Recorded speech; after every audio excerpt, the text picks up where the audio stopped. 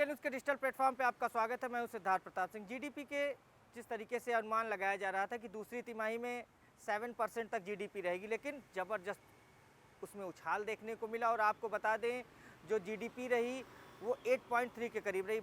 भारतीय अर्थव्यवस्था ने वित्तीय वर्ष 2025 और 26 में दूसरी तिमाही में जुलाई और सितंबर में ज़बरदस्त प्रदर्शन की दिखाई दिया। और आपको बता दें, जीडीपी जो ग्रोथ रही वो पिछले छः तिमाही से सबसे ज़्यादा रही। और आपको बता दें कि लगातार जो जीडीपी रही उसमें ग्रोथ देखने को मिला। उसका सबसे महत्वपूर्ण कारण जो माना गया, वो सबसे महत्वपूर्ण कारण ये माना गया जो जीएसटी रिफॉर्म्स थे वो सबसे महत्वपूर्ण कारण माना गया। और आपको बता दें कि जिस तरीके से अनुमान लगाया जा रहा था कि जो भारतीय अर्थव्यवस्था के जानकार हैं वो भी ये मान रहे थे कि 7% तक जीडीपी रहेगी, लेकिन जीडीपी ग्रोथ में इतना उछाल हो जाएगा ये किसी ने नहीं सोचा था। जी हाँ, बिल्कुल ये भारत में हुआ है। और आपको बता दें, जो जीडीपी ग्रोथ है वो 8.3 के करीब रही। सरकारी आंकड़ों के अनुसार 8.3 के करीब रही।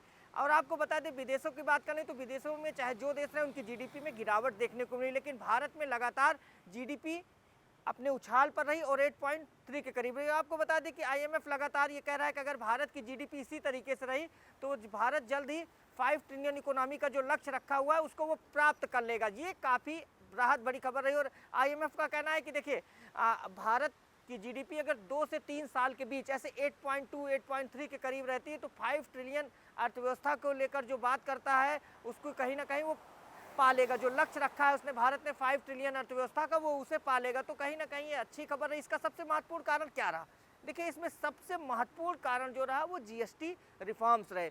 जीएसटी रिफॉर्म्स के बाद पूरी तरीके से चाहे जो मार्केट रही वो काफ़ी बूम कर गई। इसका सबसे प्रमुख कारण रहा, चाहे हर मार्केट्स रही हो वो बूम किए, चाहे इलेक्ट्रॉनिक्स की मार्केट रही, चाहे ऑटोमोबाइल्स की मार्केट रही, सब ने बूम किया। और कहीं ना कहीं इसका आपको रिजल्ट देखने को मिला और इसमें जीएसटी रिफॉर्म्स हुए। और आपको बता दें कि अब ये राहत भरी खबर रही भारत के लिए। जिस तरीके से दूसरी तिमाही में 8.3 के करीब भारत का जो जीएसटी की ग्रोथ रही वो 8.3 के करीब रही। और आपको बता दें कि आने वाले समय में जो भारत ने 5 ट्रिलियन इकोनॉमी का लक्ष्य रखा है उसको कहीं ना कहीं जो अर्थव्यवस्था के जानकार हैं, ये ऐसा लग रहा है कि भारत जो है जो लक्ष्य रखा है 5 ट्रिलियन अर्थव्यवस्था का, वो उसे आने वाले 2027 से लेकर 29 के बीच में पालेगा।